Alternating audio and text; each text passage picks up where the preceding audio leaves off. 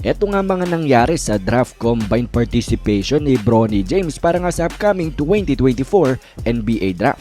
Well mga idol, uumpisahan nga natin ito pagdating sa vertical jump, kung saan idedetermina kung gaano nga kataas tumalo ng isang player, at si Bronny James nga daw ay nakapagtala ng 40.5 inches na max vertical, at yan nga daw mga idol ay pang-apat sa pinakamatataas nga na record ngayong 2024 NBA draft combine. Pang top 4 itong si Bronny. Panoorin natin.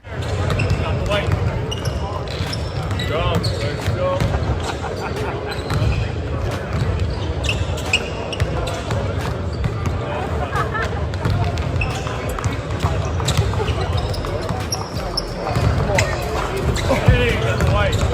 At ito naman ay tinatawag nga ng NBA Draft Combine na Pro Lane Agility Drill. Panoorin natin, very impressive nga daw ito nang dahil mabilis ang side-to-side movement ni Bronny. Pagpapakita nga daw na he can defend at a high level.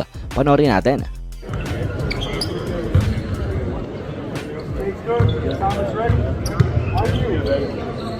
Go, go, go, go, go! Slide! Back! Slide! Get out! Go! Slide! Back!